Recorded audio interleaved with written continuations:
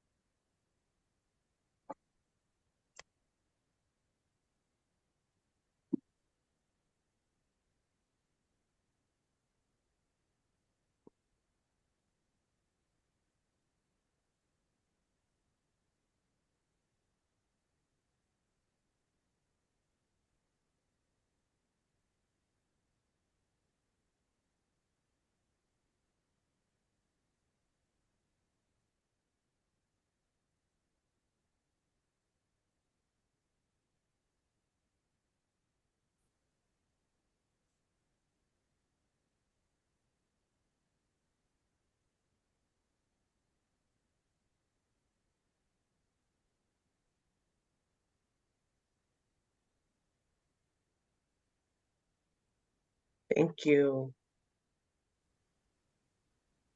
Good evening, everyone, and welcome to West Hartford's first ever celebration of Indigenous peoples' history and culture. I'm so happy to be here tonight and honored to be here tonight with our guest, Sage Phillips, who will be moderating, and also Lorén Spears, who is our guest presenter, speaking on land acknowledgments. My name is Adrienne Billings-Smith. I am the equity coordinator for the town of West Hartford for the Office of Equity Advancement.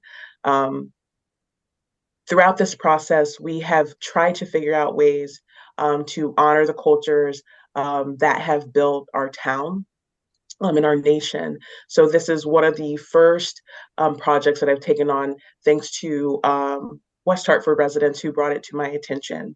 And we were able, through the leadership of our town manager, to create a task force, which is named the Indigenous Peoples Recognition and Reconciliation Task Force. And in that, it says we are committed to supporting and creating pathways to better educate the community about the importance of Indigenous history and culture in West Hartford through a series of gatherings, intercultural dialogue, and storytelling workshops, public education, and cultural and arts programs. Further, the task force focus is building a more respectful and compassionate community, building shared understanding and creating a legacy for meaningful change in our community. The task force is comprised of residents, scholars, Native tribal members, and leaders and town employees. If you have any questions or want to get a hold of me, again, my name is Adrienne Billings-Smith, and you can always reach me at the town of West Hartford. I'd also like to take a moment and thank our sponsors, UConn AASI, the town of West Hartford, and WHCI for hosting this program tonight. I will then pass it on to our moderator, Ms. Sage Phillips. Thank you. Thank you so much. Thank you, everybody, for being here. My name is Sage Phillips. I use she, her pronouns. I am a very proud citizen of the Penobscot Nation. Our traditional homelands are located up in current-day state of Maine. I am currently a graduate student at the University of Connecticut in my second and final year of my master's in human rights. So very exciting time for me, but very excited to be here tonight. I work pretty extensively as the graduate assistant for the Native American cultural programs at UConn. So I dedicated my undergraduate career at UConn and now my graduate career to expanding those programs, leaving this place that I call UConn and now home, and in better hands for a better future for our future generations to come. So I am joining you all from Mohegan and Nipmuc lands tonight. I encourage you as we go throughout this program to reflect on whose lands you are joining from as well. So I have the honor of not only moderating, but I get to introduce our guest, Lorén M. Spears, enrolled Narragansett Tribal citizen and executive director of the Tomaquag Museum, holds a master's in education and received a Doctor of Humane Letters, honoris causa from the University of Rhode Island for her dedicated work. She is an author, artist, and through the museum shares her cultural knowledge and is here tonight to do so. with us. So thank you, Lorén, for joining, for being here with us tonight. We're all really looking forward to it. I'm very, very excited. Thank you. So we will be moving throughout the program tonight. As your questions come up, feel free to use the Q&A feature here on Zoom, and we will have a Q&A following Lorén's presentation. So I'll just start with a quick question for you, and then I'll hand it over to you for the presentation for tonight. So one thing that I always love to share with other Indigenous people and connect with them on is your favorite part about your culture and who inspires you. So that's a wonderful question. I think, the elders in my community in general inspire me, but I'll speak specifically to my grandparents. I feel like they were trailblazers. My grandparents owned and operated a Native American restaurant here in Exeter, Rhode Island for many a year. And my grandfather and grandmother spent a lot of time going all around Indian country in a political sphere as well. And my grandfather also was the first ever town moderator and tax assessor for the town of Exeter, and was the first in Rhode Island to be an Indigenous postmaster. And so they did a lot of firsts between the two of them.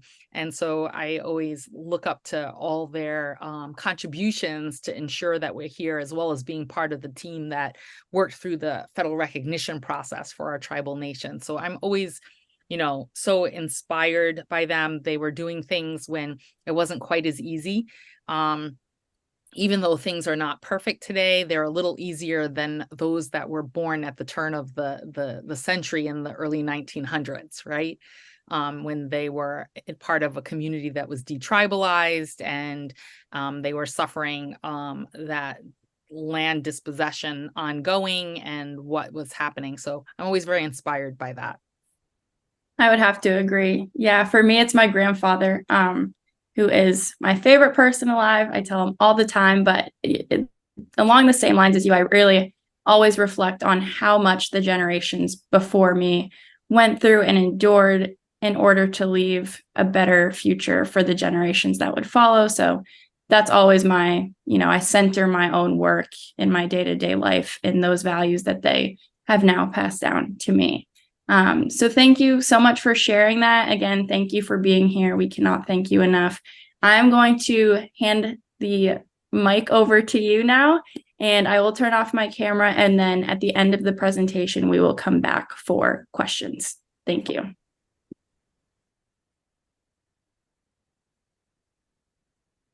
So Askawi Kwasin, Natasuis Makasini Pashao, Narragansett, Natasuis Lorén Spears, English, Ni Narragansett Nahantek, Kanupiam at Aki at Narragansett. So, for some reason, I don't know how to put this on full screen.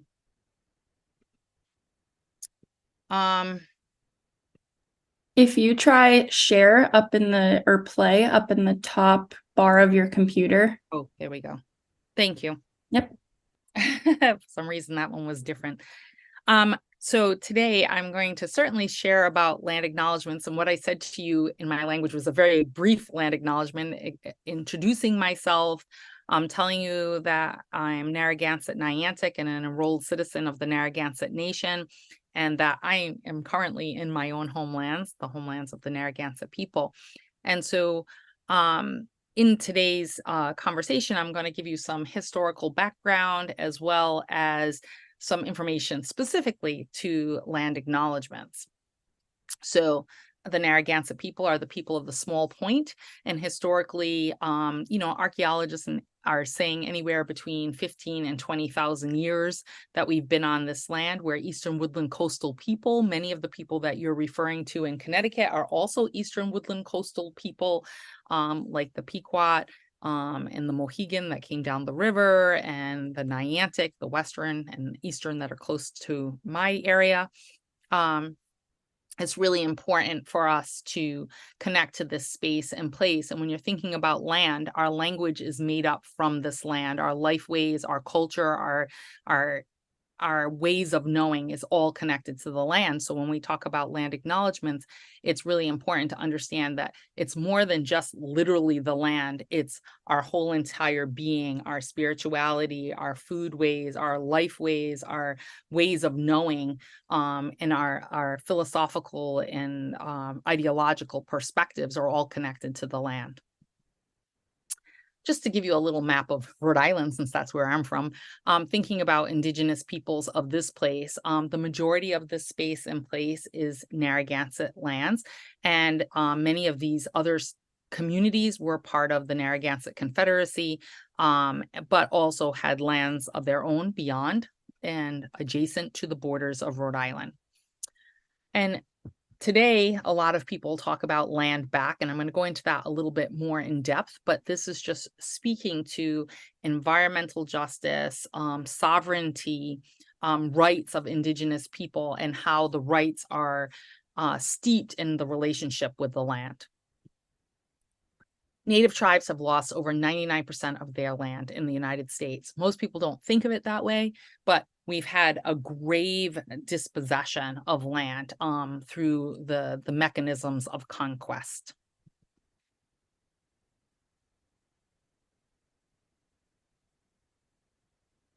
Can you hear me all right? All of a sudden I just wanted to make sure. Yes? Yeah, I can hear you good. Okay, all of a sudden it like glitched and I wanted to make sure I was actually talking to people. Sorry about that. So this is a map that is really superimposed. On the right is our current tribal lands, kind of blown up. And on the left, the little red blotches down at the bottom are the current lands. In the top corner is what is the whole state, which was all Indigenous lands and particularly Narragansett lands. This is looking at the United States as a whole and looking at what is reservation lands, what is Indian homelands, and what is unceded territories. And unceded means that it's not been signed away by a treaty or surrendered during war. And it's interesting because when you look at this whole eastern coast, that's unceded land. And yet we're very much still in a fight for that sovereignty that we have maintained and continued throughout time, but have had to fight for throughout time as well. And it all starts with this doctrine of discovery, right? I'm not going to go into this deeply, but it's something that happened hundreds and hundreds of years ago, thousands of years ago. And the idea is that they were using the church to justify conquest, right? And that they had this divine right to conquest, and it allowed them to have sovereignty over land through the church. And they used this concept of doctrine of discovery all across the world to do conquest. And conquest is, you know, based on greed for the resources, the land and water resources, animal, but even human resources when it comes to enslavement. It's about power, it's about entitlement, it's about breeding fear and hate.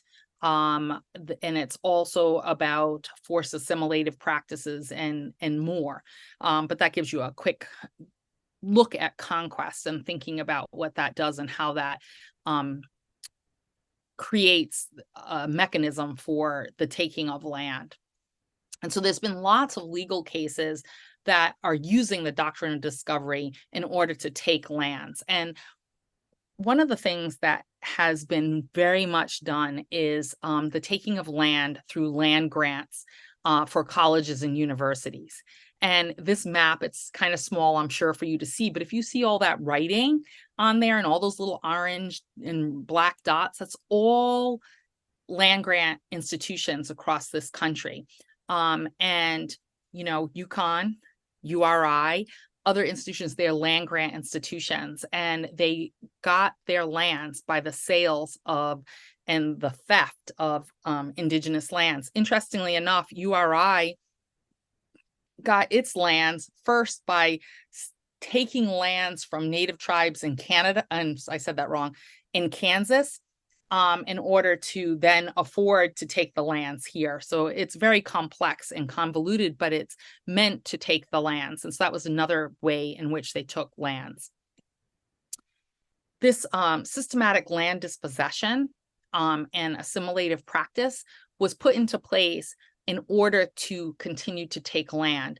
Boarding schools were one of the mechanisms in which to take land. They literally had signage around, for you to be able, you meaning colonists, to come here and to take the land. And it was sort of free for the grabbing, if you will. And part of that is to take the children and the families from their homes and displace them through the boarding schools, and also to remove them from the land in order to create that active land dispossession.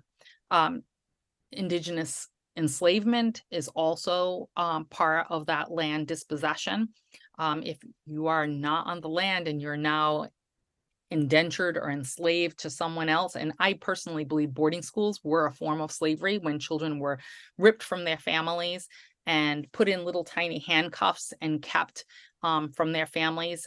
That was a means and mechanism of slavery. And so reservations was another mechanism of land dispossession, because we will give you this one little tiny space, but now all this other land around it is now free for the taking. Frankly, even land claim settlements, which I'm going to talk about in a minute, are another mechanism of land dispossession, because once they make a formal legal agreement with you for a particular parcel of land, that made all the rest of the land around it free and available, and those in the know would quit claim those lands. So Indigenous land dispossession is truly at the root of contemporary property rights and land holding across the United States. Indian land for sale. This is an example of an ad that was out there when they were putting children in boarding schools and taking those lands and spaces. There's many laws that were put into place to create access to lands, whether that was the Indian Removal Act, think of the Trail of Tears, think of the Long Walk of the Navajo people. There's lots of mechanisms that were pushing people off our lands. Some very clear and others less clear. There's the diaspora, even for Narragansett people and other tribal people in what we now call the Southern New England area, that after King Philip's War, which I will decolonize and call the War for New England, after the War for New England, they were enslaving people. So they were taking them from their homelands, in some cases sending them to the Caribbean. Others were fleeing, going north to Brothertown, New York, and then eventually westward to Brotherton, Wisconsin. There's all this diaspora happening in order to survive, but also that opened up opportunity for people to grab lands. And so there was the Dawes Act, which is for allotments. That was a mechanism to take land as well, because that land was first held communally. And once they create the Allotment Act, they superimpose European opinions of the eldest male owning the land. And that could create an opportunity for them to take the land, because now they could tax that land. Now they could create debt for that person and then take pieces of the land. So there were lots of strategies in which to remove land from Indigenous peoples. So this is a little short video.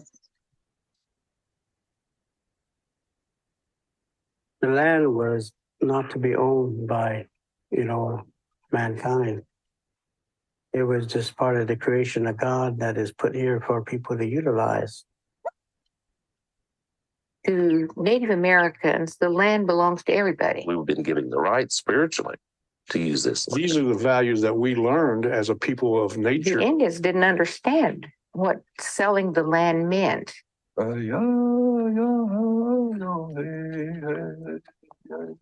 This land was big enough for everybody. Cheyenne, Winnebago, Pawnees, Ponkas. Choctaw, Chickasaw, Seminole.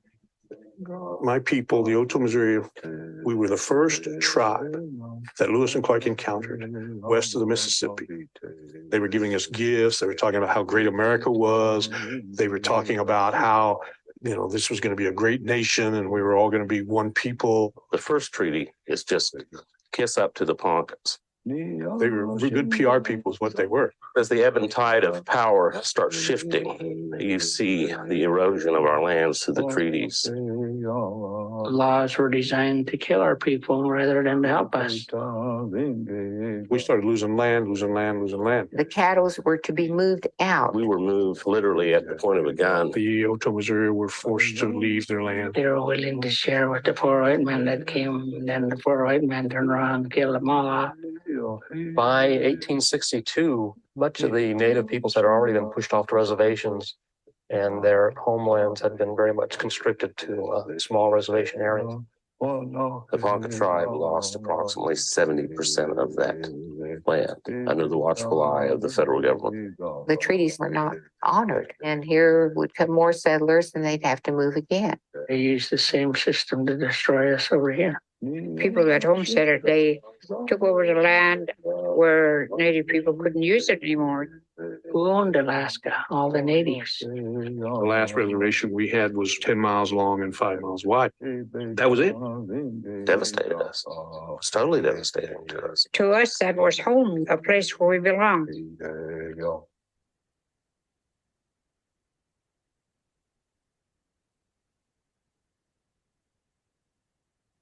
So when you think about land and land dispossession, it's not just that the land is gone, it's the impact on culture and community and language and lifeways, hunting, fishing, gathering, spirituality. It's the connection to all of these things. So not only were they taking the land, but they were creating new laws to restrict us, whether that was laws that you couldn't walk the streets at night, or laws where you couldn't harvest the bark off of trees. There was a constant barrage of laws that were being put into place in order to strip us of our inherent rights. A quote, "He had informed me that when a young man traveling the road from his father's house to town, which is probably Plainfield Street to Westminster," referring to modern day Providence or colonial Providence, it was usual to meet or pass more Indians than white people along the way. And this is from the 1700s. And today, when you're in Providence, they don't even often think that there are indigenous people, just as they might not think that there are indigenous people in Hartford, right, or New Haven. And it's because the vast numbers of people around us make our numbers almost invisible and sort of erase us from this landscape. Today, so this is talking about the 1800s, 1866, they own in all about 3,000 acres of land in the center of the town of Charlestown. And this is from the Providence Journal referring to the Narragansett. In 1882, there was a land theft, really. They call it a sale, but the state of Rhode Island illegally detribalized us. And from that point, if we don't exist as a people, by their law, we didn't exist as a people any longer. And if we didn't exist as a people, then we didn't need a reservation. And then therefore they could eradicate that reservation. And they literally sold that reservation out from under us. And it took more than about 100 years for us first to get from there to federal recognition, but also along the way, we had the Land Claim Settlement Act in 1978. And so this sort of speaks to all of that in a lot of words, but it's speaking to legal cases that came up during that time, things that were getting us to federal recognition, but also the challenges that we have post-federal recognition with Kachiri versus Salazar, where it's still infringing on our rights as a domestic sovereign and infringing on rights of putting lands into trust under the federal regulations and relationship, the trust relationship between federally recognized tribal nations and the U.S. federal government. So when Indigenous people are deprived of their ties to the earth and their way of life. We suffer economically, physically, and culturally. Poverty, lower socioeconomic mobility, poor health, discrimination, risk of loss of cultural identity. All of these things are important to us and that we're constantly working toward. And so to point that out, land is food, right? So there's all these beautiful pictures here of our communities hunting, fishing, gathering, growing agriculture, harvesting in various ways. But then there's also the connection not only to the acquisition of foods and foodways, but how those things also connect to culture, to ceremony, to song, to our language, to our ways of knowing this land and our ancestors' relationship with it and our current relationship with it is really important for us to see. And so there's lots of food sovereignty initiatives. My brother and sister-in-law, Cassius and Dawn Spears, run the Narragansett Food Sovereignty Initiative at Ashawag Farm. There's Sherry Pocknet, who's a Wampanoag woman who owns Sly Fox Den and does food sovereignty through a restaurant. And there's so many other ways in which that happens. Land is ceremony. It's the idea that we're of this place. So we have to be thankful. We have to give thanks for all of these gifts. And each of these things are important to us because, you know, if we're harvesting the corn, it's not just about the fact that it's edible, but it's also about the fact that it's part of ceremony and it's medicinal. It's part of ceremony in birthing ceremonies. It's part of marriage ceremonies. It's about the symbolism of fertility for your community. It's about our traditional knowledge and way of understanding this world. And so all of these things come together. Our community is connected to this land. And when you're doing all of these things in relationship, you're in relationship with the land, and understanding the way that our ancestors lived on this land impacts how we are related to this space and place as well. Land is tradition. You know, we have all these amazing things that we're harvesting, but it's not just for food, it's for our house. It's for our household items, the things that we cook with, the things that we store, the things that we wear, the things that we eat, the things that we travel with, how we protect ourselves, how we make community. So all of these things are connected together. And today we continue these things. Even if we don't live in a Nushquito or a longhouse today, we still build them. We build them for ceremony and to have that connection and that understanding so that we could ensure our understanding and our worldview is intact in relationship to our ancestors and elders. And so these things are really important to us. Environmental justice and environmental changes have impacted our lifeways. They've brought many things that are changing the land, whether that is animals that are domesticated like cows and pigs, for example, that were trampling our clam beds historically and destroying the understory of the forest. Whether it was over harvesting, whether that was the whaling industry that came in and just decimated the whales of the Atlantic and disrupted our lifeways as whaling communities, or how it was, dispossessing us of the early, the harvesting of salmon and herring that swam upstream when the Industrial Revolution came through and put all of the dams through the rivers.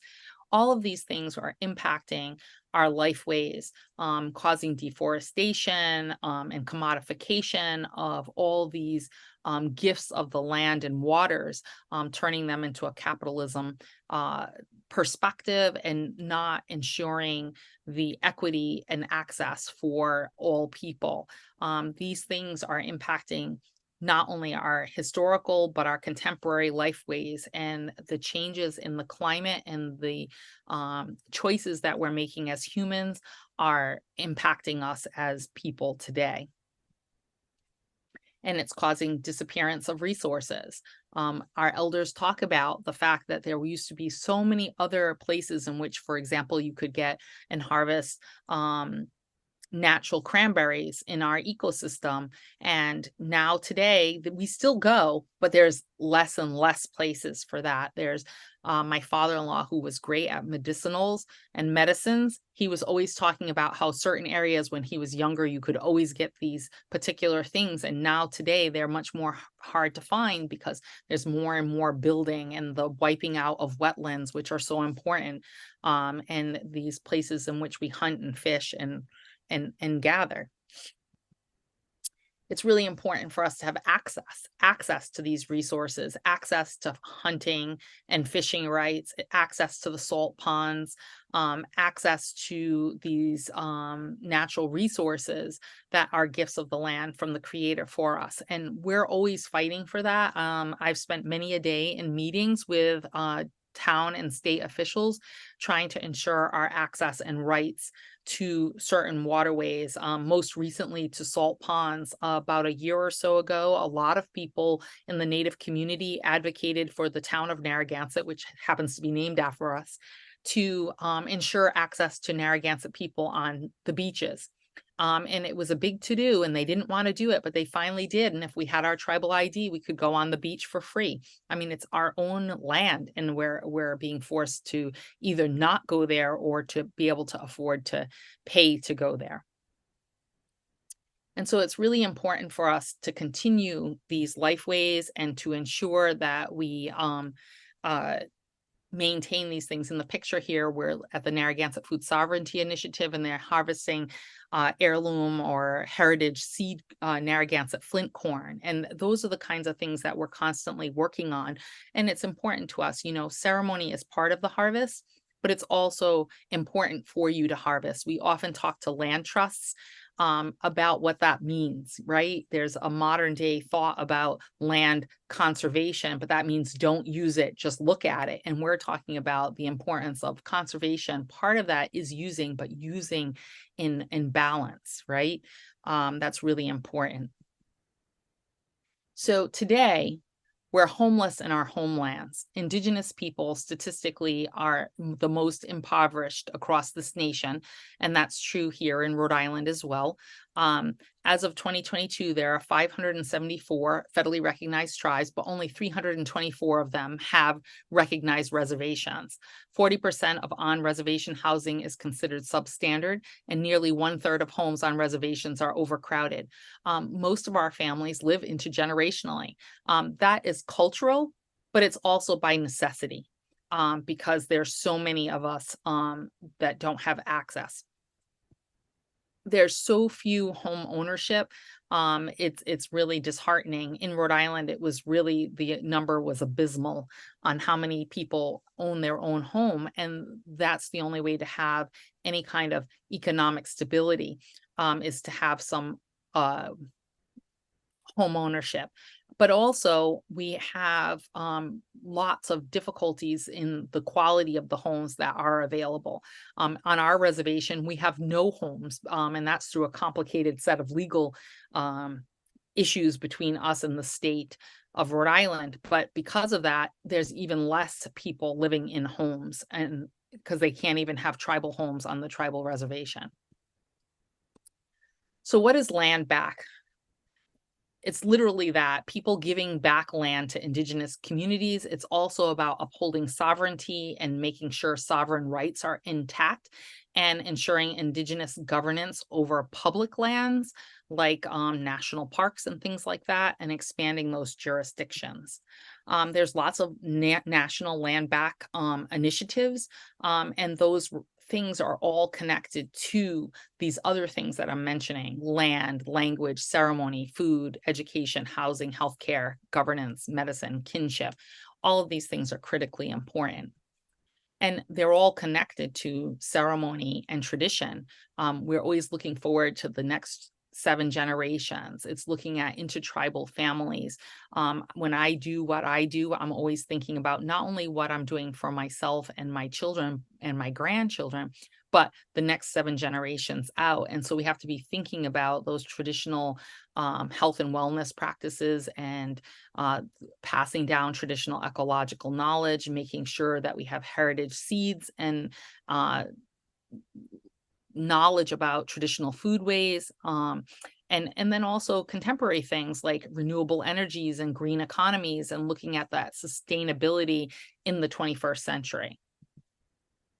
There's a continuous advocacy across this country, including right here in the southern Northeast, advocacy around treaty rights and food sovereignty, and understanding the impacts of extractive technologies, looking at self-determination and Indigenous rights regarding this land that we live on, and land and water rights. And so we also talk about projects that we've been part of, the Namas Fish Project, which is looking at the toxins that were in fish in our waterways here locally, and then also bigger issues like the LNG terminals and the Burrillville Power Plant, and national things like the Dakota Access Pipeline and Keystone, and many others. So this is just a quick map looking at over 815 million land seized, acres of land, since 1776. So when you think about, seizure of land, that's really important. So because the land, we always say a phrase, we are the land. What we do to the land, we do to ourselves. And part of that also reflects in this particular quote that's on here by the Crow Chief: the ground on which we stand is sacred ground. It's the blood of our ancestors. And we believe that truly. We are connected to this land. Our ancestors are here.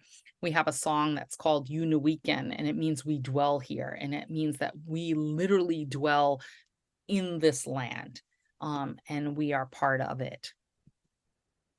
So there's lots of things you can do to connect with Native communities and build rapport, and get involved with tribal communities and tribal events, educate yourself, explore Indigenous culture, which is something you're doing tonight with this presentation, respecting differences, expanding your network, appreciate but don't appropriate, and don't generalize or assume.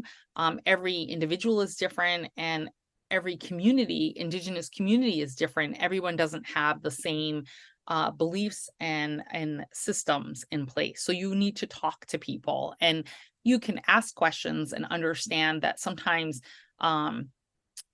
people might be offended by what you say or how you ask it, but it doesn't hurt to ask it. And, if you have humility, it usually works out. So the best way to get to know the community and understand why you're doing what you're doing is to get involved. So go to local museums and cultural organizations, work with local Indigenous artists, work with your local university. Sage was talking about the Native American program at UConn, and there's lots of other institutions that have Native communities within them.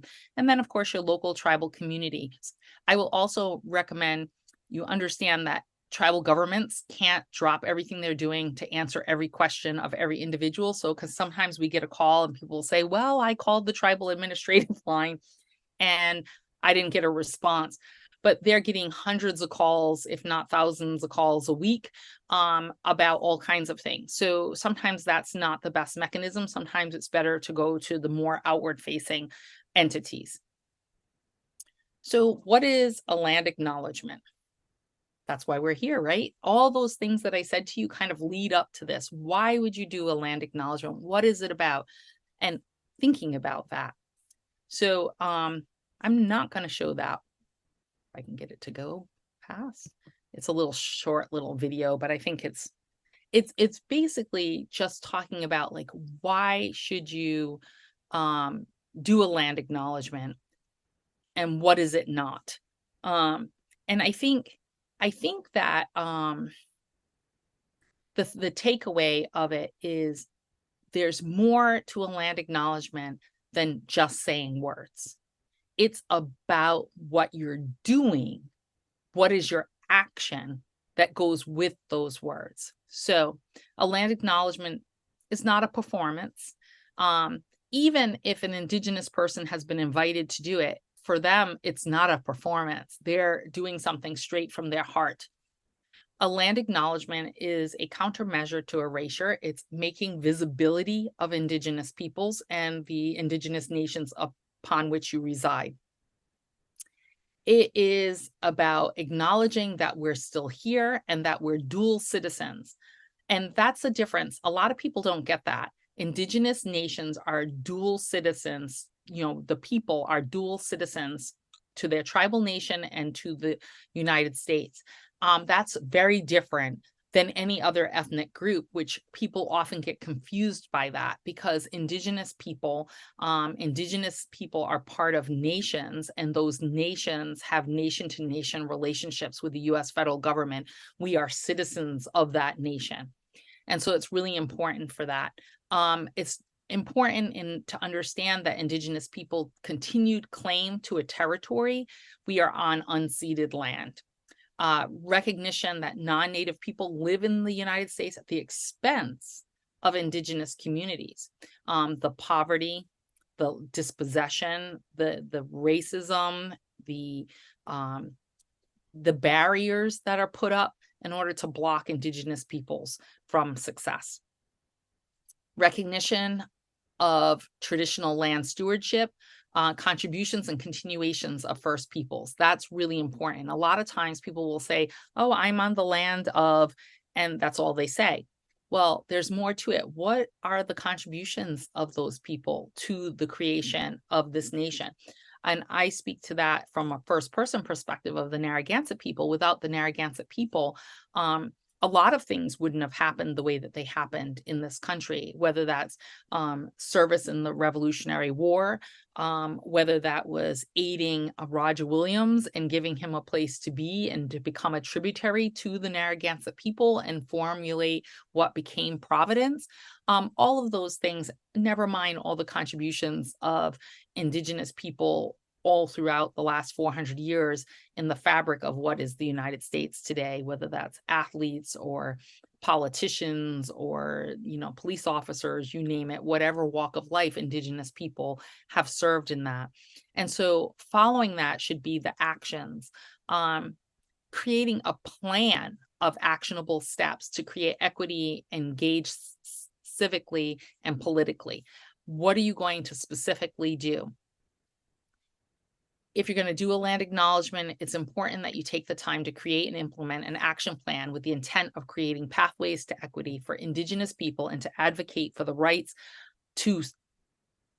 of sovereign nations.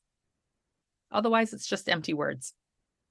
And they might be pretty words, but they need to be more than just words.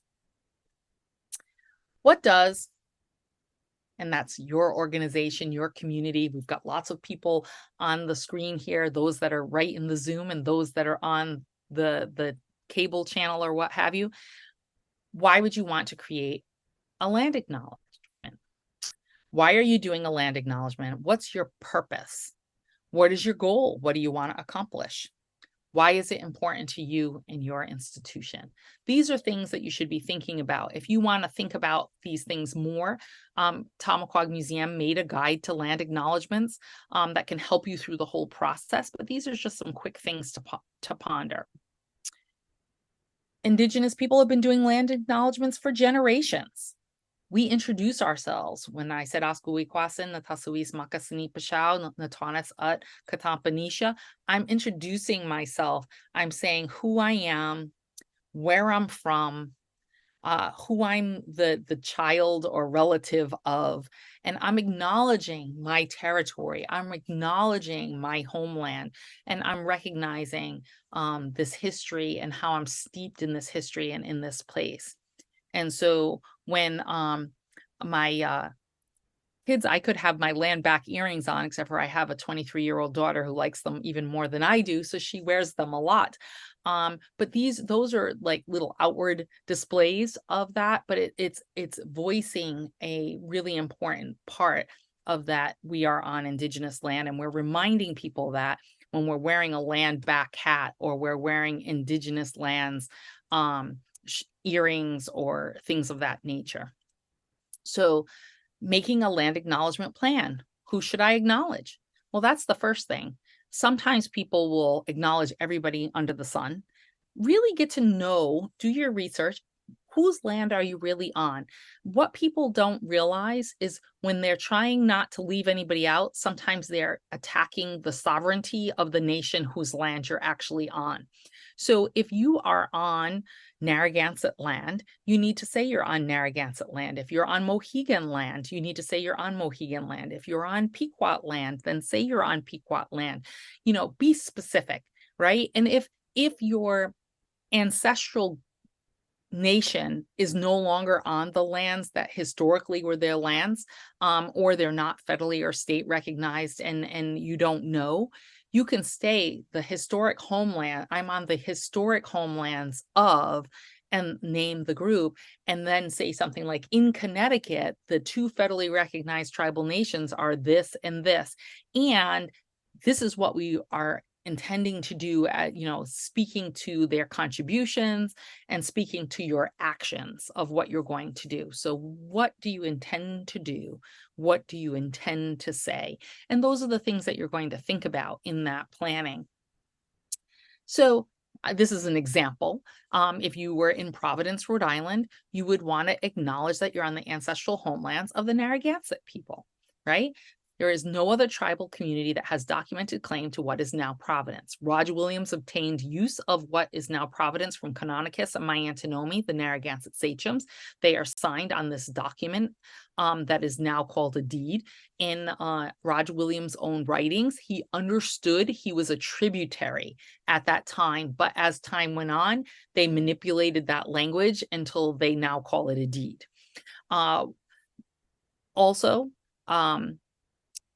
This is that point of whose land you're on.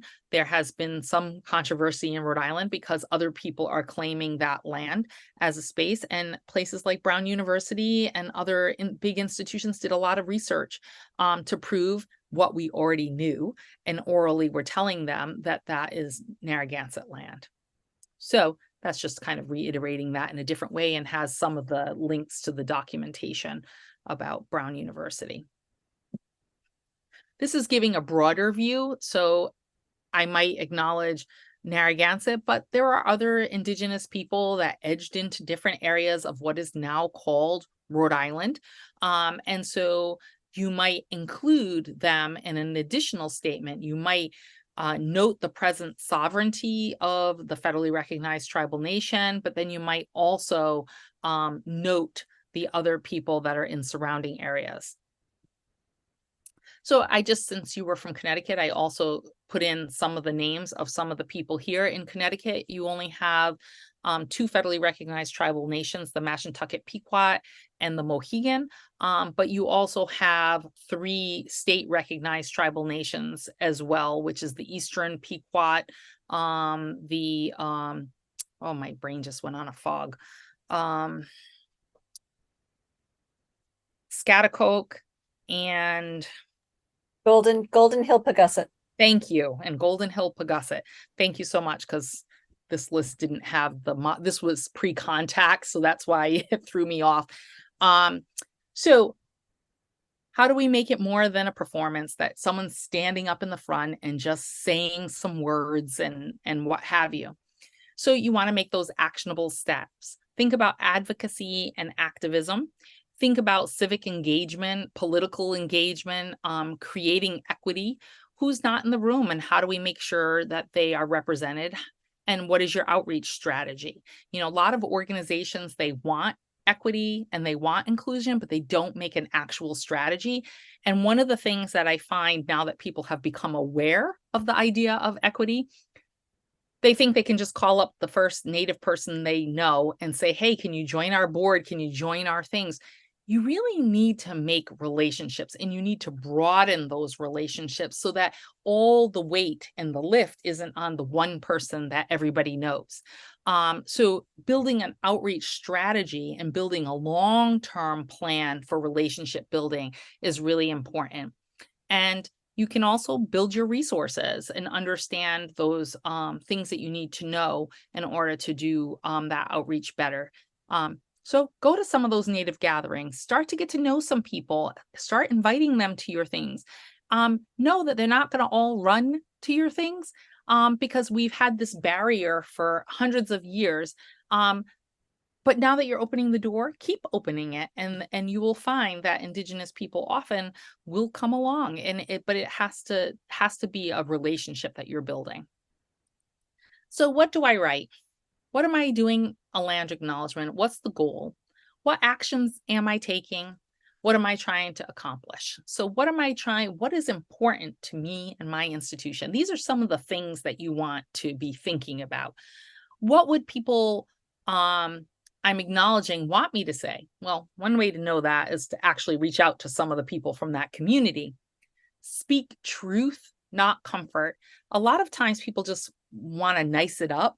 Reality is conquest happened. Conquest is brutal. Genocide is brutal. In the land acknowledgements, it does not hurt to acknowledge the negative that has happened because it's the truth. But also to move forward into some kind of productive action to rectify that negative actions. Recognize the contributions of Indigenous people, recognize Indigenous leaders, particularly if they're connected to your field of study. And there's always someone out there. If you look, you can find it. Avoid lumping, use individual nation names. If you must combine, Native is preferred to Native American or American Indian. Indigenous is the most preferred, I think. Avoid turning a land acknowledgement into a history essay, because that's not the intent. Use it as a launch, a call to action, inspire action, recruit. Make it personal and relevant to you and to your organization. Language matters. It's really important to be intentional with your words. Focus on the present. Don't use past tense. Reflect on ongoing perseverance and survivance. Use nation instead of tribe. Tribe, we like to decolonize because it was used to minimize political status. Speak truth, not comfort.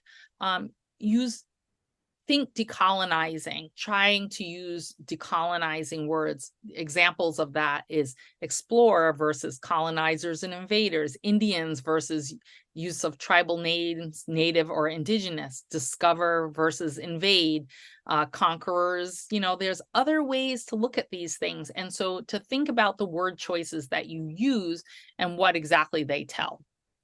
So be careful of words like myth and folk, art and legend and primitive and folklore and tribal, all of those kinds of things. So how do you use your land acknowledgement? On your website, create access points for people to learn more, connect, and support. Make it editable, because it's a progress thing. You can change your land acknowledgement once you're done. If you live with it for a year and you're like, hey, I learned some new things, let me update that. Reference. Before public events, you can give your land acknowledgement. You can have it as a signature line on your emails. It can be in pamphlets or other printed material. The point is to make it visible and also editable so that you can change it in the future if you find that you need to improve it. So I'm going to give us a few moments there so that you can ask me some questions. That was a lot in a little bit of time, but hopefully you learned a few new things. Thank you so much. We'll have a virtual round of applause for you, I'm sure. We do have a couple of questions in the chat, so I'm happy to start there, and then I'll save my question for if we have time. Also, sorry. I'm just trying to get us out of this screen, which I seem to be having a hard time getting to the... Is there a green bar on the top of your screen that says where you're viewing your screen? Oh, there we go. It was hidden behind another box. No worries. I just wanted to make it a little easier for them to see when they're asking questions. So first of all, I just have to say, I was looking through your photos and I love Indigenous. She has been such a mentor to me. So it's great to see her. I'm actually going to see her on Wednesday. So I'm very excited. We do have a couple of questions in the chat. So like I said, we'll start there and then I can provide some of my own if we have time. So the first question is, I sometimes hear people say, I am on unceded land of the Wampanoags. Is that appropriate?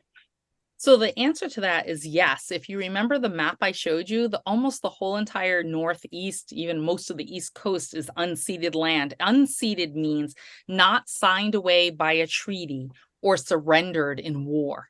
So even though we had that war known as King Philip's War, which I decolonize as the War for New England, even though we had that war, during that war, we didn't lose all of our land. Like it just wasn't gone then, right? Even though they kept taking more and more and more over time, it was never ceded during a war and it was never signed away through a treaty, right? So it's unceded land.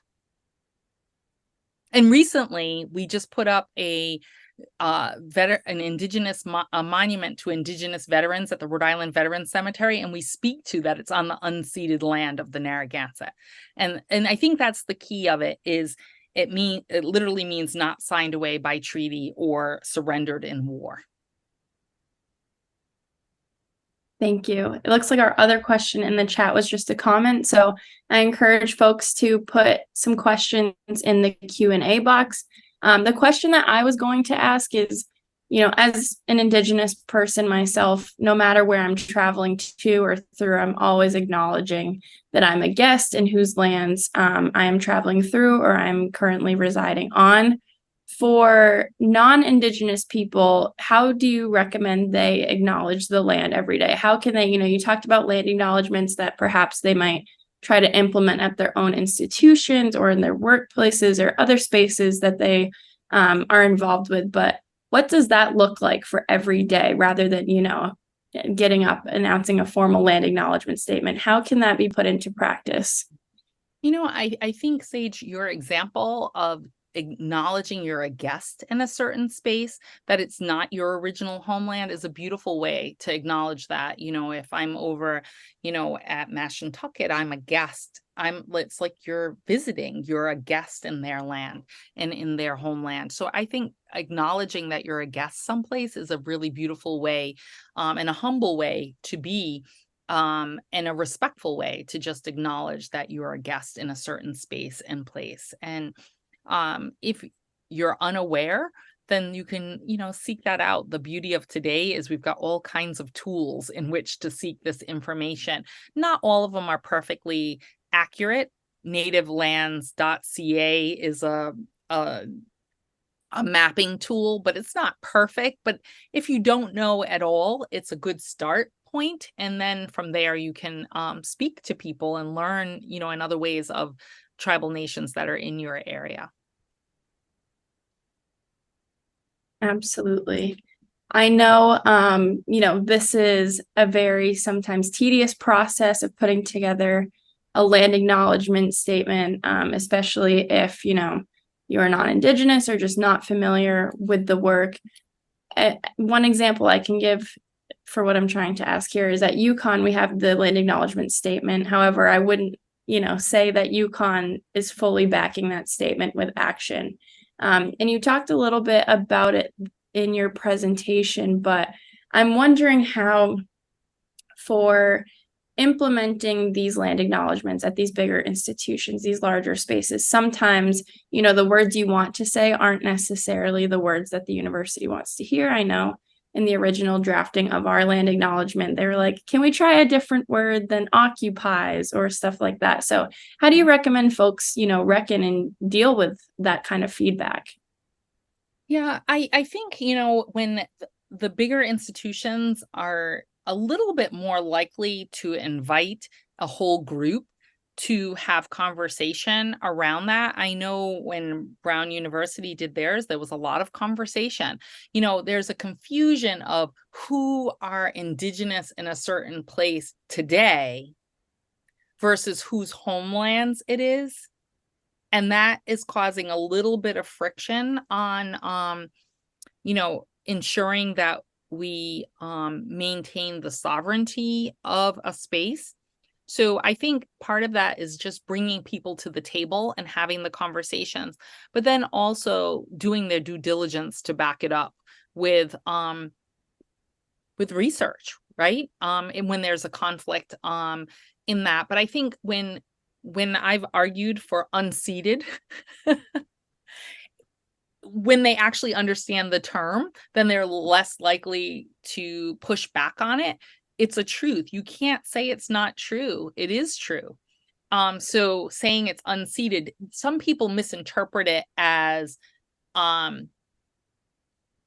well, we took a lot of their land, so therefore they gave it, right? Or there's the mythology of people giving things.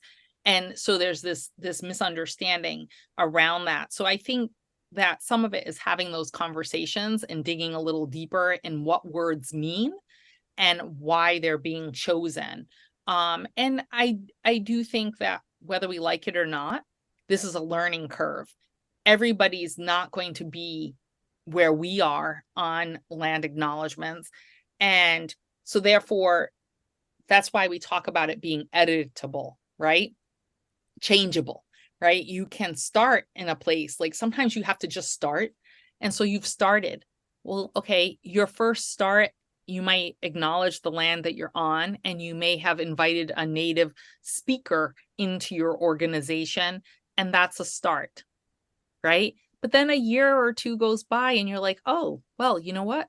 We've started a relationship with our native community. Maybe we should invite them in, and we'll do a workshopping and take a look at this land acknowledgement. What do they feel about it? Do they think it's saying what we want it to say? And then what are the actions that they would like to see happen? So, educational institutions, it can be scholarships. It can be, at URI, I'll use as an example. I mean, we worked really hard to ensure scholarships for Narragansett students because they're on a land grant institution that literally stole the land from us. They know this, it's a fact. And so they finally, 3 years ago, instituted these things. So they instituted a land acknowledgement that they did in collaboration with one of the people out of the Historic Preservation Office of our tribe, and they created the land acknowledgement. And then they had also instituted this scholarship process, but they're going beyond that. The next step, they've been working on better recruitment for Narragansett students. They've been working to support the Native American Student Organization. So these are actions. And each year, those actions can change. When you're successful at an action and that's no longer needed, you can go to some other action. But, statistically speaking, we're still at less than 1% of the campus. So that's even though we've improved our numbers still haven't improved enough to change the statistic, right? And so what else can they do? How can they create more opportunity? And the president of the university and I have been talking seriously about two things: a museum studies program and a native studies program. And what does that look like? And how can we start to build toward that so that in the future, and then also more Native American faculty and staff, what does that look like? And what is it going to take to make that happen? That's just one example. But it's a good example because it shows how it layers, right? And how you can keep doing things. They have been having at their honors colloquium different Native people, not just one person saying it every night for the 2 weeks, but different people each of the nights giving their version of a land acknowledgement from an Indigenous perspective, because these are Indigenous people giving the land acknowledgement. And everybody that's Indigenous is not going to do it the same way. And what does it mean to them? And so it's about finding things that are meaningful, manageable, and something that you can actually follow through on. And then just keep building on those things. At the beginning, it might be a small step. It's like, they always say that baby steps, right? Right, exactly. I know Adrian has a question, so if you'd like to unmute. Oh my gosh, that was amazing, Lorén. Thank you so much. Thank you. My question, it's going to go I'm going to step away from land acknowledgments for a moment and go back to the beginning of your presentation when you talked about the enslavement of Native folks, Native people, and how that piece of enslaved Native people and people of African descent who were enslaved. I don't think when we speak about New England, right, people are okay to recognize that Indigenous people were on the land and we're here, and even it will admit to it being stolen. But when we start to have conversation about the spaces that they put Indigenous people in with people of African descent who were enslaved and what that created, and those relationships that were created through marriage and childbirth and all of those things, can you speak to what that looks like in this landscape and how that has affected the recognition of folks? When I hear you talking about, making sure people are getting their scholarship funding, and those are great things, but all this is so intertwined when you talk about the colonization of America, and what that looks like for folks who are coming up and who may not be recognized because of what you would call quote unquote pure blood, right? How do you see that, and how is that affecting your work as you talk about and you educate people on that piece?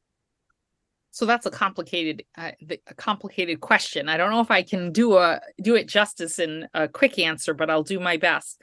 I think that the conquest is very complicated, and the enslavement of Indigenous people was complicated and different than the enslavement of African descended people. In that, in this country, everyone that was Indigenous wasn't enslaved. Even in places where enslavement was happening, including my own area, everybody wasn't enslaved.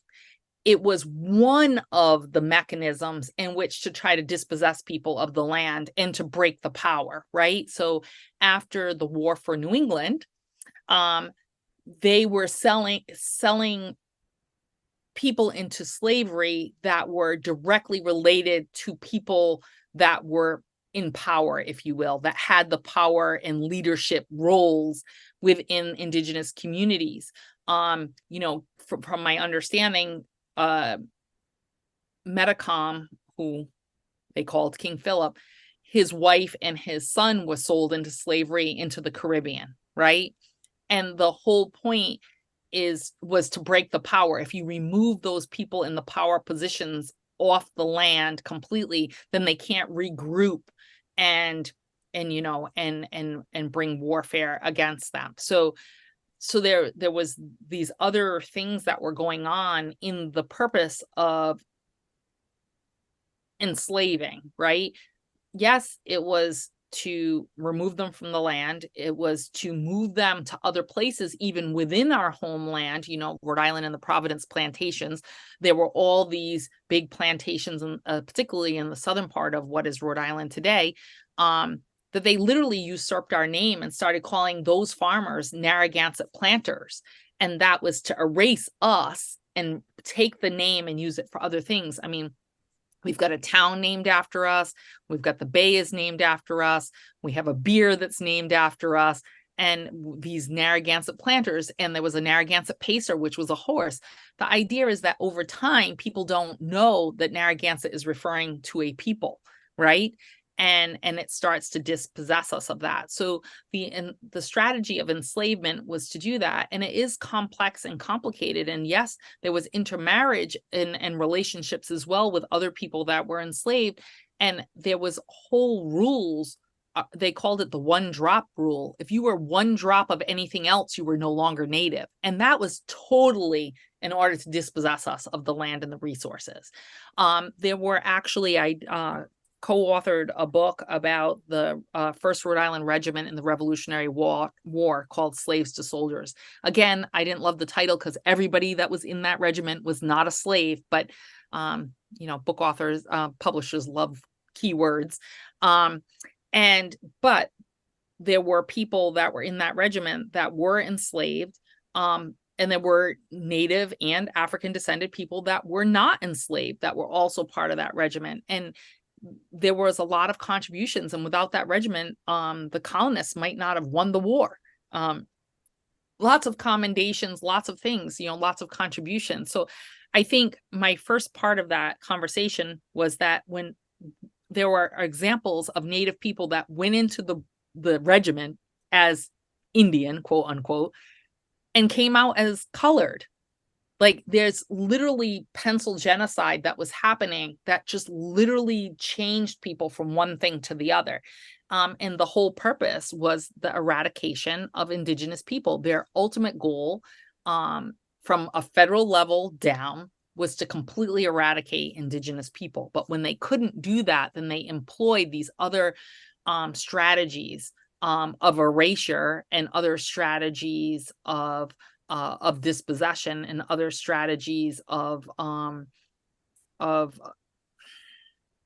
assimilative practices, to the boarding schools, take away their, the Pratt's slogan was, kill the Indian, save the man.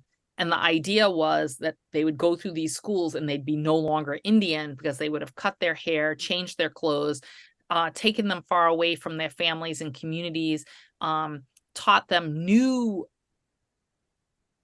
strategies for jobs in lives, instead of life ways of hunting, fishing, gathering, and agriculture and architecture and things that they were doing in their own communities.